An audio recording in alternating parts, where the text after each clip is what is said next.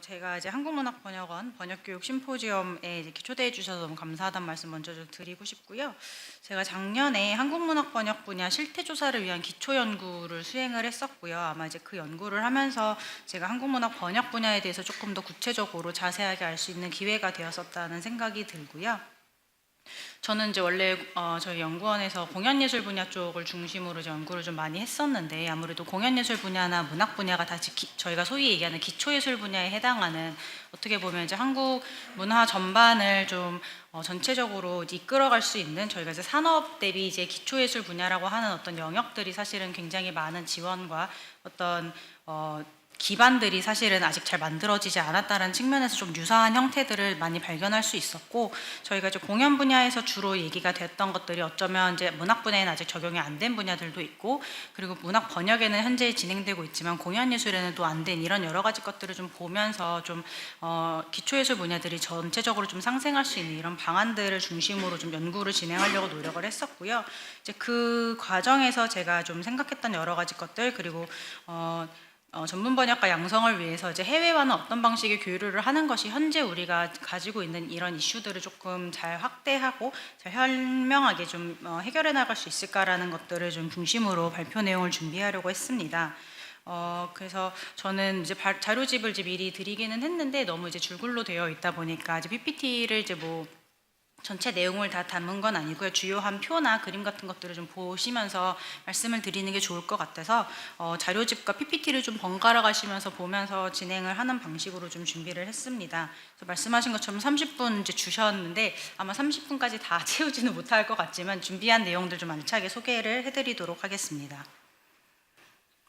주요한 목차는 이제 한국문화 콘텐츠의 경험, 경로, 그리고 접근성이 현재 어떤 방식으로 이루어지고 있는지에 대한 내용들을 중심으로 좀 설명을 드리려고 하고요.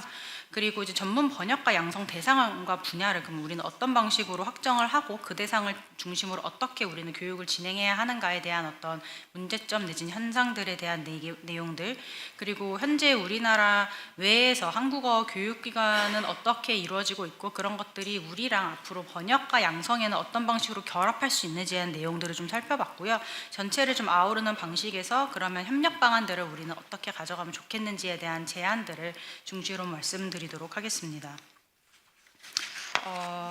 사실은 이제 우리나라가 흔히 이제 현재 K컬처라고 굉장히 이제 확대돼서 이야기되고 있는 이제 우리나라의 문화 콘텐츠들은 사실 굉장히 이제 최근 몇 년 사이에 장르를 불문하고 세계 시장에서 굉장히 각광을 받고 있는 상황이고요. 그러면서 이제 양적인 그리고 질적인 팽창들이 굉장히 많이 이루어지고 있습니다.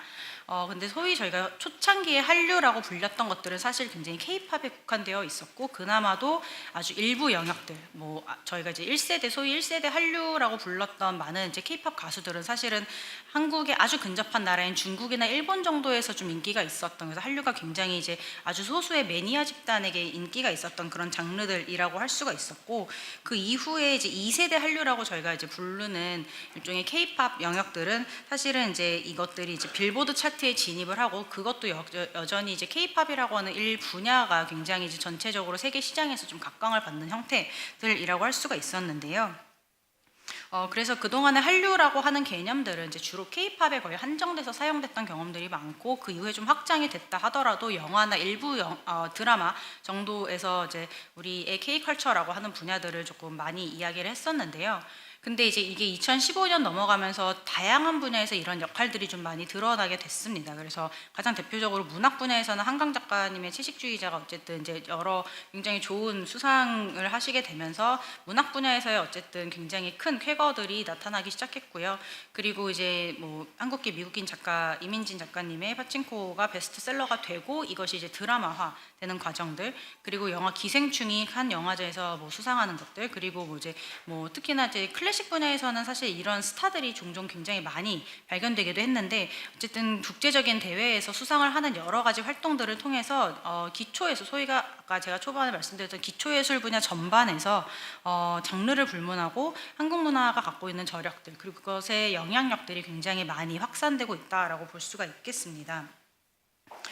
그런데 이제 그동안에는 우리는 수상이라고 하는 것들이 굉장히 단순한 이벤트에 굉장히 치중이 되어 있었고, 그 순간 수상을 하면 잠깐 좀 반짝이다가 이제 또 다시 약간 사그라드는 이런 현상들이 사실 굉장히 오랜 기간 반복이 됐었는데, 이제 이런 것들이 어떻게 보면 한국 문화를 접하게 되는 계기로서는 굉장히 큰 작용을 할 수 있다라는 점, 그리고 그렇게 한국 문화를 접한 사람들에게 그럼 우리가 얼마나 지속적으로 그것을 알려줄 수 있게 될 것인가는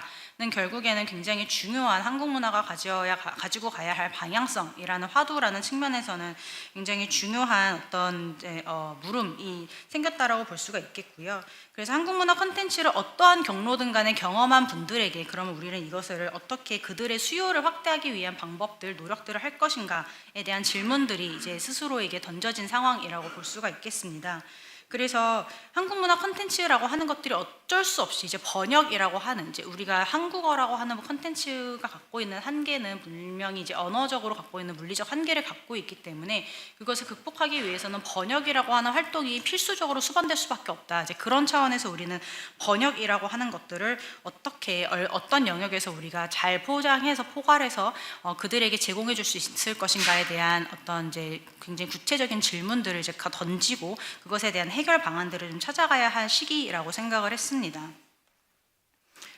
그래서 이제 한국 문화 콘텐츠의 경험, 경로 및 접근성의 현황들에 대해서 좀 조사를 해봤는데요. 한국문화교류진흥원이라고 하는 이제 문체부 산하의 기관이 있고요. 이 기관에서는 이제 매년 해외 한류 실태 조사라고 하는 보고서를 발간을 하고 있습니다. 이제 초창기 이제 저희가 흔히 코피스라고 부르는 국제문화교류진흥원이 초창기에는 문화 산업 분야, 특히 K-팝 중심으로 이제 처음에 기관이 설립되고 나서 그런 조사들을 하다 보니 이제 여전히 좀 산업 분야에 국한된 내용들을 많이 담고는 있지만 이것이 좀 많이 확장이 돼서 여러 분야들에 대한 조사들을 하고 있는 상황이고, 한국 문화에 대해서 전 세계 사람들이 어떤 장르에 관심을 갖고 있고 그것을 어떤 방식으로 소비하고 있는지를 그래도 저희가 좀 볼 수 있는 굉장히 중요한 자료라고 할 수가 있겠는데요. 이 코피스에서 발간하고 있는 해외 한류 실태 조사 같은 경우에는 이제 현재는 26개국을 대상으로 조사를 하고 있고, 이제 국가 영역별로 저희가 권역별로 좀 따져보면 아시아 태평양이 10개국, 미주가 5개국, 그리고 유럽이 7개국, 중동과 아프리카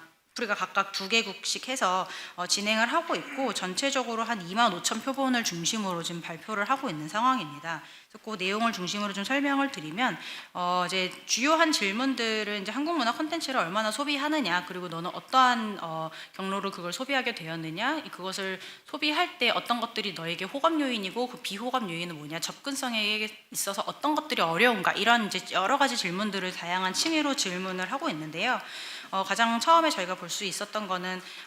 평소에 한국 문화 콘텐츠에 대한 시청량과 비중이 얼마나 되느냐를 물었을 때 거의 4분의 1 정도에 육박하는, 이제 이게 분야를 전체를 다 포괄해서 하다 보니까 이제 영역별로는 분명히 편차가 있을 수는 있지만 전체적으로 한국 문화 콘텐츠에 대한 시청량과 비중이 굉장히 많이 늘었다라는 것들을 저희가 수치로 좀 확인할 수 있고요. 각 국가별로 좀 추이가 다르긴 하지만 미주에서 뭐 멕시코나 브라질은 평균 이상으로 소비가 되고 있고, 중동 역시 마찬가지, 아프리카도 마찬가지라고 할 수 있고요. 아시아 태평양 같은 경우에는 이제 일부 국가들은 평균 이상으로 소비하는 것들로 보아서 국가별 편차 내지는 권역별 편차는 있지만 한국 문화에 대한 관심들이 굉장히 지속적으로 향상되고 있다라는 측면들을 좀 볼 수가 있고요. 그리고 이제 질문 응답하는 분들에게 이제 귀하의 국가에서 한류의 인기가 어느 정도냐라고 생각하시는지를 이제 질문을 했을 때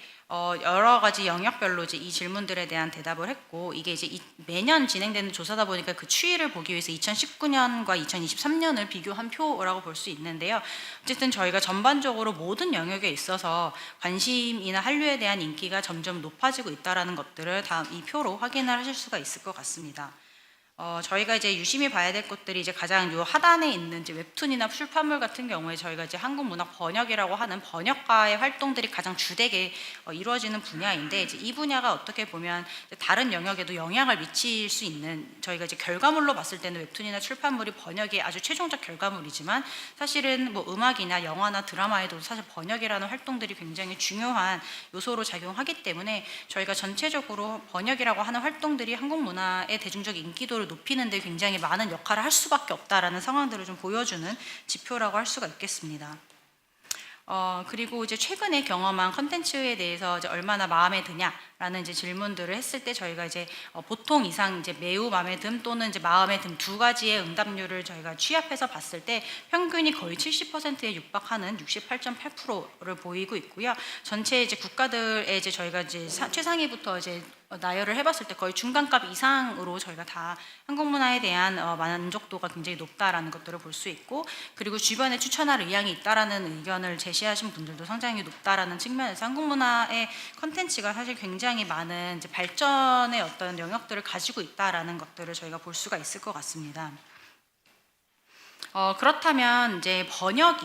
한국 문화 콘텐츠의 호감도에 어떠한 영향을 미치는지에 대해서 저희 변화의 추이를 좀 살펴봤는데, 2014년, 그러니까 거의 근 10년 동안에 저희가 이제 그 변화를 봤더니 거의 뭐 드라마나 예능 같은 경우에 2배 이상 이제 번역이 호감도에 영향을 미치고 있다라는 것들을 볼 수가 있겠고요. 특히 출판물 같은 경우에는 굉장히 많은 높아진 것들을 좀 확인하실 수가 있을 것 같습니다. 이렇게 이제 한국 문화 콘텐츠에 대해서 호감도를 갖게 되는 이제 요인들을 이제 1순위를 중심으로 제가 보고서에 있는 내용들을 좀 재구성을 해봤는데요. 1순위 기준으로 드라마나 웹툰, 영화 같은 경우에는 결국엔 이제 번역이라고 하는 활동들이 굉장히 중요한 역할을 하는데, 스토리가 짜임새가 있고 탄탄하다라는 것들이 호감의 가장 1순위 요인이라고 할 수 있는데, 결국 스토리가 짜임새가 있다, 탄탄하다라는 건 번역으로서 그 스토리가 어떻게 진행이 되고 있는지를 소비하는 분들이 굉장히 정확하게 이해할 수 있다라는 측면에서 굉장히 중요한 요인이라고 볼 수가 있겠고요. 그리고 이제 내용이 재미있어서 웃겨서도 마찬가지로 그것이 정확하게 번역이 됐기 때문에 그분들이 그것들을 이제 재밌다라고 느낄 수 있다라는 요소가 될 수 있다라는 측면에서 사실 1순위 기준 분야에서 드라마, 영화, 웹툰, 예능, 그리고 콘텐츠 자체에 좋다라고 평가를 받고 있는 출판물, 애니메이션 이런 것들도 굉장히 번역의 역할들이 크다라는 것들을 볼 수가 있겠는데요. 저희가 이제 호감 요인을 봤으면 이제 호감을 저해하는 요인도 볼 필요가 있다라는 게 있는데, 호감을 저해하는 요인의 1순위가 드라마 같은 경우는 번역이나 자막 더빙으로 보는 것들이 불편하다라는 내용, 그리고 한국어가 어렵고 생소하다, 그리고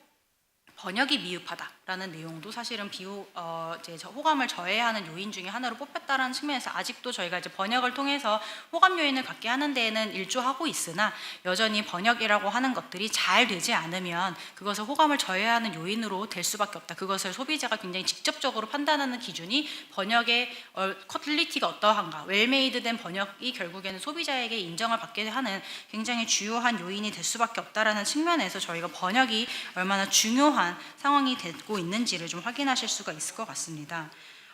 그리고 이제 한국 문화에 대한 관심도와 소비 지출 의향 같은 경우에도 2023년 조사에 비해서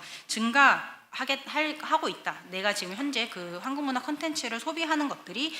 지출 의향들이 증가한다라고 응답하신 분들의 비중이 40%가 넘고 있기 때문에, 사실은 이제 이런 이제 번역의 이슈에 있어서 생기는 호감의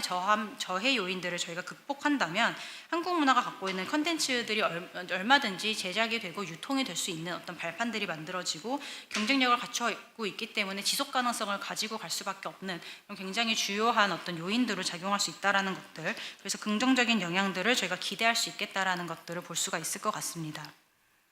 그렇다면 전문 번역가를 누구를 양성을 하고 어떤 분야를 해야 할 것인가를 저희가 짚고 넘어가지 않을 수가 없을 것 같아요. 사실은 이제 제가 작년에 이 앞서 설명드렸던 이제 한국문학 번역 분야 실태조사를 위한 연구를 할 때 저희가 이제 국외 사례들을 좀 찾아봤어요. 이제 번역가 양성을 다른 국가들은 어떻게 하고 있는지 이런 이제 현상들을 좀 봤을 때 저희가 뭐 모든 국가를 다 볼 수는 없었고, 이제 유럽 번역 같은 경우에 프랑스하고 영국, 그리고 아시아 국가에서는 저희가 대만 이렇게 3개국의 사례를 봤는데,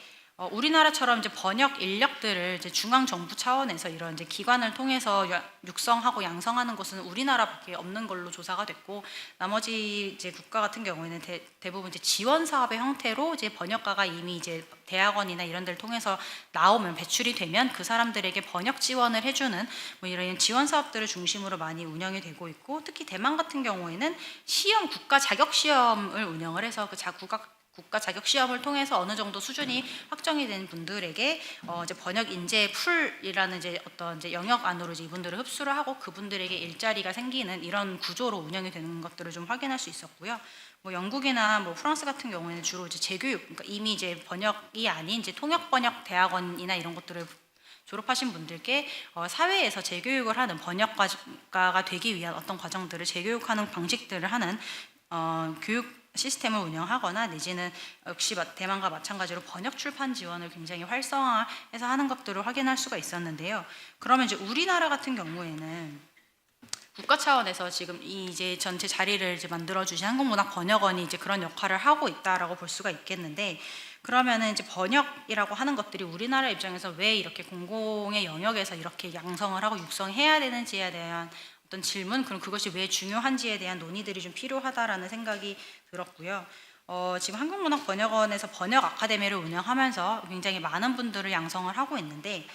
이것들이 이제 정규 과정, 야간 과정, 뭐 번역 아틀리에 뭐 이런 여러 가지 과정들이 운영이 되면서 그 안에서 다양한 분들 이제 한국에 오셔서 번역 교육을 받고 있고, 그리고 이제 출발어, 저희가 이제 번역을 할 때 출발어, 도착어를 기준으로 이제 번역이 어떤 방식으로 이루어지는지를 주로 많이 말씀들을 하시는데,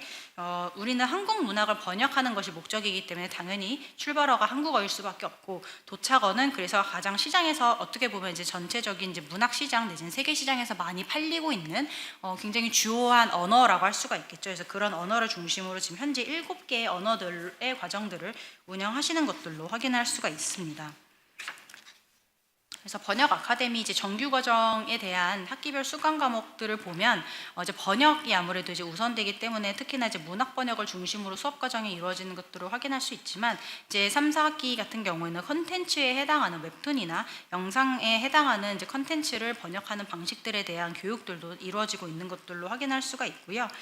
이런 것들이 이제 전체적으로 문학뿐만 아니라 앞서 보여드렸던 그런 조사에서 나타나듯이 번역이 이루어져야 하는 모든 영역들을 사실은 이제 번역원에서 어떻게 보면 이제 수업을 하고 그분들에 대한 양성들을 좀 집중적으로 해야 할 필요가 있다라는 점에서 문화 콘텐츠의 질적인 향상을 전반적으로 좀 끌어올릴 수 있다라는 데 기여를 할 수 있는 그런 과정들로 운영이 되고 있고, 아무래도 한국이라는 나라가 여전히 이제 앞서 말씀드렸던 것처럼 이제 언어적인 한계가 있기 때문에 그것들을 극복하기 위해서 사실 민간 영역에서 시장이 활성화되지 않았을 때는 정부 차원에서 그런 것들을 좀 지원하고 어떻게 보면 뒤에서 좀 밀어주는 것들이 전체적으로 시장을 활성화하고 시장을 좀 확대하고, 그것이 시장이 아직 만들어지지 않았다면 시장으로 갈 수 있게끔 하는 발판들을 만들어주는 것들이 이제 어떻게 보면 정부의 영역과 정부의 역할이라고 봤을 때, 그런 역할들을 하기 위해서 번역 아카데미가 이런 수업 과정들을 만들어내고 있고 그것들을 이제 운영을 하고 있다라고 볼 수가 있을 것 같고요. 번역 아카데미 같은 경우에는 지원자가 한국인도 가능하지만 제가 알기로는 외국인 분들도 번역 아카데미에 지원해서 들어오실 수 있는 것들로 알고 있는데, 사실은 이제 앞서 말씀드린 것처럼 제가 공연예술 분야를 중심으로 이제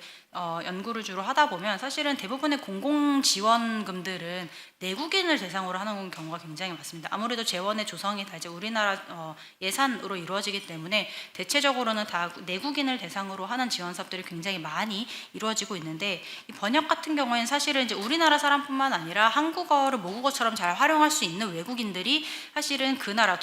도착어를 잘 하시는 분들이 한국어를 배움으로써 이것이 두 가지 언어들을 잘 활용해서 어떻게 보면 문학작품 내지는 컨텐츠가 갖고 있는 어떤 여러 요인들을 굉장히 잘 번역하는 것들이 필요하기 때문에, 그런 차원에서 보면은 굉장히 다른 유형의 지원 사업들이 현재 문학 분야에서는 이루어지고 있다라고 볼 수가 있겠고요. 이제 그런 차원에서 이 번역 교육들이 한국어를 기반하는 모든 분야를 포괄하고 있다. 그래서 굉장히 다양한 형태로 이루어지고 있다라는 것들을 좀 볼 수가 있을 것 같습니다. 2021년에 이제 문학번역원에서 한국 번역 아카데미를 이제 수료했던 분들을 대상으로 일종의 설문조사를 진행하신 것들이 있고, 제가 이제 작년에 요 연구 결과를 같이 공유받아서 좀 봤었는데요. 제가 알기로는 이제 2008년부터 2022년까지 수료하셨던 분들을 대상으로 설문조사를 진행을 하셨고, 약 357명 정도가 이제 응답하신 결과에 대한 내용입니다. 그래서 대부분 이제 국적과 모국어 그리고 번역 아카데미 수강 언어 이런 것들을 이제 확인할 수 있었고, 그리고 입학 당시의 학력 이런 것들도 저희가 이제 확인을 했었는데, 이제 뭐 표를 보시면 아시겠지만 이제 대부분 이제 한국 분들이 많았지만 해외에서 오신 분들도 꽤 많은 수를 차지하고 있는 것들로 확인할 수 있었고요. 그리고 아무래도 번역 아카데미에서 수강하는 언어 같은 경우는 영어가 가장 많은 비율을 차지하고 있는 것으로 확인할 수가 있었습니다. 제가 이제 표에는 넣지 않았는데 입학 당시 학력을 저희가 이제 질문을 했을 때 대학원 졸업 이상이 41.7%로 가장 많은 비율을 차지했고, 그리고 대학원 재학이 26.3%, 그리고 대학교 졸업이 28%여서 전반적으로 굉장히 고학력을 가지신 분들이 한국문학번역원의 번역 아카데미에 지원해서 수료를 하시는 것들로 확인을 할 수가 있었습니다. 사실 이제 번역 아카데미의 교육 과정들은 이제 사실 앞서서는 이제 문학 번역에 굉장히 포커싱이 되어 있었으나, 이게 이제 컨텐츠가 굉장히 다양하게 활용이 되면서 이제 웹툰이나 영상 같은 다양한 영역들을 포괄하는 교육 과정들이 이제 좀 확대됐다라고 볼 수가 있겠는데, 번역 아카데미 수료 이후에 번역을 어떻게 했는지, 그리고 그런 것들의 실적들을 좀 여쭤봤던 결과인데요. 물론 이게 전체 지금 수료생의 결과가 아니기 때문에 일부 뭐 저희가 좀 어떤 영역들이 좀 과대하게 보일 수 있다라는 측면들도 있지만, 사실 대부분 이제 지표를 보시면 한국 문학 번역을 했다라는 것들은 사실 굉장히 적은 수치를 보이고 있고요. 문화예술 외의 분야를 번역했다, 통역했다라는 이제 비율이 상대적으로 굉장히 높게 나타난 것으로 볼 수 있고, 그리고 그나마 좀 유사하게 수업을 받으셨던 영상물 번역이나 웹툰이나 웹소설의 번역, 뭐 이런 것들이 사실은 이제 그닥 높지 않은 비중을 나타내고 있는데요. 저희가 이것만 보면 왜 이분들이 한국문학 번역을 이런 역할을 하시려고 저희가 이제 육성하고 양성하고 지원을 해드린 건데 왜 하지 않았을까라는 질문을 또 이제 역으로 할 수가 있을 거라고 생각하는데, 저희가 제가 작년에 전체적으로 이제 뭐 문학 번역하시는 분들, 그리고 이제 출판사, 그리고 이제 뭐 여러 에이전시, 이런 매니지먼트에 계시는 여러 영역에 계시는 분들과 이제 인터뷰를 하면서 생각했던 것들은, 아직 번역을 활동을 하시려고 이제 번역가로 내가 이제 양성이 돼서 내가 번역 활동을 하고 싶어라고 이제 의지를 갖고 있더라도, 사실은 아직 시장이 그걸 받아줄 수 있는 어떤 충분한 규모가 되지 않았고, 그러니까 양성은 어떻게 보면 이제 저희가 예술 분야로 얘기하자면 생산자만 굉장히 많은 거예요. 예술가가 굉장히 많은데 시장에서 아직 그거를 소비할 수 있는 여력이 아직 없다라는 측면도 하나의 어떤 이유로 꼽을 수가 있겠다. 그래서 문학 번역을 하고 싶은 의지는 있지만 그것을 문학 번역을 할 수 있을 만큼 작품들이 외국에서 소비가 되지 않고 있다던가, 아니면은 그런 것들이 내가 하고 싶다 하더라도 사실 뭐 뒤에서도 설명드리겠지만 막 양성이 돼서 나온 신진 번역가들에겐 일종의 허들이 분명히 존재할 수 있겠다. 여러 가지 요인들이 복합적으로 작용하면서 번역 아카데미를 수료하신 분들이 문학 번역이나 영상물이나 웹툰 번역 같은 소위의 저희 목적, 양성의 목적들을 아직 달성하지 못하고 있는 것은 아닐까라는 생각이 들어서 이런 부분들은 좀 추가적으로 설명을 드리고 싶었고요. 결국 번역가의 양성을 위한 것들도 어떻게 보면 자연스럽게 수요가 늘어나면 전체적으로 시장이 늘어나고 번역 활동을 하시고 싶은 의지가 있는 분들이 자기가 그 역할을 할 수 있는 기회들이 점점 많아질 수 있다라는 측면에서, 이게 단순히 우리가 번역가만 양성하는 것들이 필요한 게 아니라 전반적으로 시장과 어떻게 커넥션을 가져가면서 시장 전체를 좀 파이를 키울 수 있는 방식으로 가야 할 것인가에 대한 논의들이 같이 좀 전개가 된다면 훨씬 더 좀 생산성이 있고 좀 지속 가능한 이런 번역가 양성들이 될 수 있지 않을까라는 생각이 들어서 그런 부분들을 좀 말씀을 드렸습니다. 그렇다면 이제 한국에서는 이제 이런 번역 아카데미를 통해서 저희가 이제 양성을 하고 있는데, 사실은 이제 외국에 계신 분들이 한국에 들어와서 이런 교육 과정을 이수하는 건 사실 굉장히 쉽지 않은 일인 거죠. 어떻게 보면 유학을 와야 하고 본인이 하시던 일들을 좀 그만두고 여기 와서 최소 몇 년 이상을 여기서 이제 시간적으로 투여를 해야 한다는 점, 그리고 적어도 한국에서 이미 유학 생활을 하고 있는 분들께도 어쨌든 이러한 번역 아카데미를 수강하는 것들이 물리적으로 어떤 이제 진입 장벽들이 분명히 존재할 수 있다라는 측면에서 한국에 오시는 분들뿐만 아니라 해외에 있는 분들을 저희가 어떻게 활용해서 문학 번역을 하시는 전문가로 양성할 수 있을지에 대한 협력 방안들이 이제 필요한 시점이라고 생각이 들었고, 특히나 이제 어떤 이제 밖에서 한국어에 관심이 있는 사람들이 한국 문학에 대한 관심이 있을 수도 있지만 한국 문화에 대한 관심이 있을 수도 있고, 한국 문화 콘텐츠에 대한 전반적인 관심이 결국에는 친한파를 만들어내는, 이것이 전체적인 시장 소비를 좀 키울 수 있는 것들과 다 유기적으로 연관이 되어 있다는 측면에서, 그럼 현재 우리나라가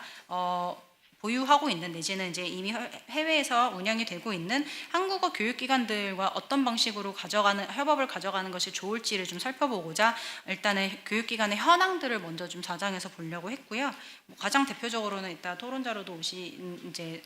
세종학당이 가장 대표적이라고 할 수가 있겠습니다. 이제 세종학당 같은 경우는 이제 문화부에서 직접 운영하고 있는 이제 기관이고요. 이제 국어기본법에 의해서 설립이 된 기관이고요. 그래서 외국인에 대해서 한국 문화를 보급하는 것들이 이제 세종학당의 어떤 굉장히 고유한 목적이라고 저희가 볼 수가 있다라는 생각이 드는데요. 세종학당이 현재 전 세계 85개국에 258개에 이제 설립이 되어 있고 현재 2022년 기준으로 11만 명 이상의 수강생인 것으로 이제 집계가 되고 있습니다. 그래서 세종학당이 사실 굉장히 많은 넓은 지역에 분포가 되어 있고 어찌 보면 이제 문화부에서 굉장히 주도적으로 이제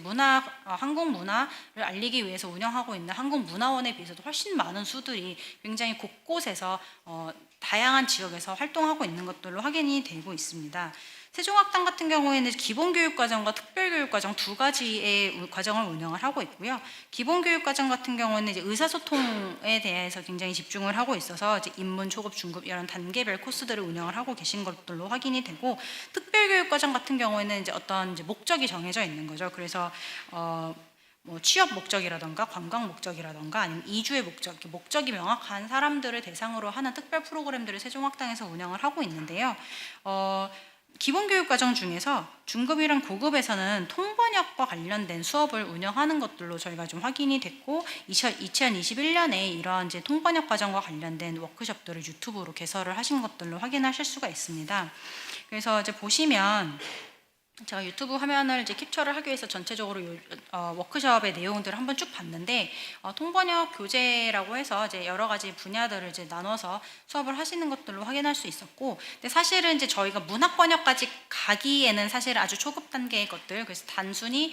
한국 문화에 대해서 소개할 수 있고 내가 그것을 이제 한국어로 된 거를 본인이 이제 번역하거나 통역할 수 있는 수준의 것들로 하고 있지만, 적어도 이런 과정들을 들음으로써 한국 문화나 한국 문학에 대한 관심들을 어쨌든 굉장히 많이 저희가 좀 접하게 할 수 있다는 측면에서 세종학당의 통번역 과정이 굉장히 중요한 역할을 하고 있다는 측면에서 소개를 좀 드렸고요. 이게 이제 영어 교재뿐만 아니라 다양한 언어들로 좀 운영이 되는 것들로 확인을 할 수가 있었습니다. 그리고 이제 이런 것들이 이제 우리나라뿐만 아니라 이제 우리나라에 와 있는 이제 여러 이제 문화원들에서도 이런 유사한 것들을 하고 있는데, 독일의 괴테 인스티튜트 같은 경우에는 번역 지원 사업들을 하고 있고, 이제 신진 문학 번역가 워크숍 같은 거 프로그램들을 운영을 하고 있는데, 이게 이제 뭐 정례적으로 이루어지는지 사실 한 해만 하고 없어졌는지 이런 것들이 사실 지속적으로 팔로우업이 되지 않아서 뭐 확실하게 뭐 이게 계속됩니다라고 말씀드릴 수는 없지만, 이런 사업들을 어쨌든 한국에 온 문화원에서 이런 활동들을 하고 있다. 그래서 독일의 문학 작품들을 잘 알리기 위해서 이런 번역 지원 사업들을 운영하고 있다는 것들을 저희가 좀 확인할 수 있고요. 그리고 프랑스 같은 경우에는 프랑스 문화원에서는 이제 국립도서센터의 번역과 체류, 일종의 레지던시 프로그램들을 운영하면서 프랑스에 가서 프랑스 작품들을 자기네 나라로 번역할 수 있는 이런 기회들을 체류하면서 갖게 하는 이런 것들을 하고 있다는 것들을 뭐 자료집을 통해서 조금 더 자세하게 보실 수 있을 것 같습니다. 세종학당이 이런 활동을 하고 있다고 한다면, 외교부에서 이제 만들었던 이제 국제교류재단 같은 경우는 굉장히 오랜 기간 한국 문화를 해외에 알리는 역할들을 했었고, 이제 그 사업 중에 하나가 이제 한국학대학 지원 사업이라고 할 수가 있겠습니다. 이제 한국학 강좌 운영은 교수직을 이제 만드는 것, 그리고 교원 고용 지원 사업, 이렇게 두 가지로 나눌 수 있는데, 어쨌든 한국학이라는 것들이 굉장히 여러 영역을 포괄하고 있지만, 그런 것들을 가르칠 수 있는 교수를 일단 뭐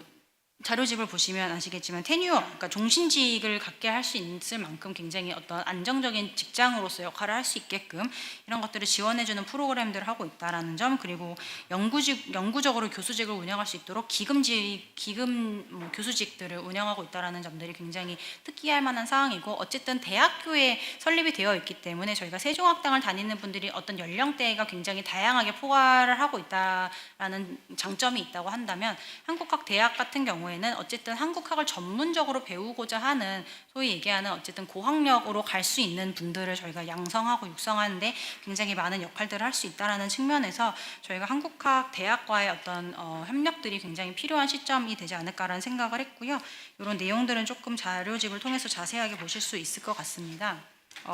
그래서 뭐 그러니까 번역가 양성을 위해서 저희가 이제 한국어 교육기관과 그러면 어떻게 협력을 하는 게 중요할 것인가를 봤을 때, 시간이 많지 않아서 제가 생각보다 길게 설명을 드렸네요. 협력기관 방안들을 좀 제안을 드려보자면, 사실은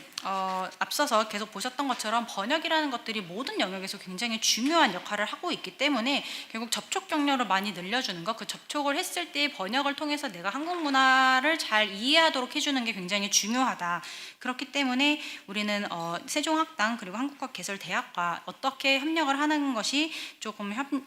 현재 우리가 가지고 있는 자원을 최대한 활용해서 할 수 있을 것인가에 대한 내용들로 보실 수 있을 것 같고요. 자료집 64페이지입니다. 그래서 세종학당을 활용해서 우리가 번역 인재를 양성할 수 있는 방안들을 좀 살펴보자면 이미 이제 코로나를 통해서 저희가 이제 교육 환경들이 굉장히 많이 변화했고 온라인을 통해서 어떤 사업들을 굉장히 많이 만들어낼 수 있는 어떤 여력들과 그런 환경들이 만들어졌기 때문에 그래서 해외 수요에 대응하기 위해서 세종학단 재단과 번역원이 협력해서 좀 특별 교육 과정의 번역과 양성을 위한 별도의 프로그램들을 만드는 것도 추진해 볼 수 있겠다. 그리고 그 교과목을 만들고 교육 과정을 커리큘럼을 짜고 그리고 필요하다면 교원을 파견하는 것들이 번역원에서 이미 활동하고 계시는 교수님들을 같이 이제 좀 위원회 같이 활용을 하거나 그리고 뭐 이런 인재들을 좀 협력해서 연계할 수 있는 방안들을 고민할 수 있다라는 측면에서는 조금 세종학단과의 연계 방안들이 필요하다는 생각이 들고요. 그리고 한국학개설대학 같은 경우는 이미 이제 번역원에서 워크숍 프로그램들을 운영을 하고 있는데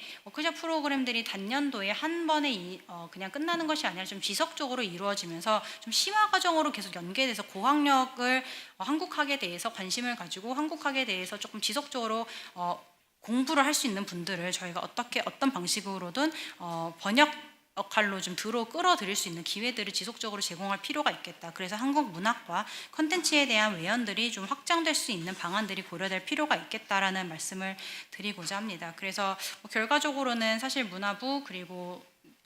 국제교류재단 같은 경우는 외교부가 되겠죠. 그리고 번역원과 국제교류재단 4자 간이 사실 굉장히 많은 협력과 회의를 통해서 이런 것들이 좀 유기적으로 잘 이루어질 수 있도록 하는 것들이 앞으로는 조금 정부 차원에서도 조금 직접적으로 많이 이루어지는 계기가 필요하지 않을까라는 말씀으로 마무리를 하도록 하겠습니다. 감사합니다.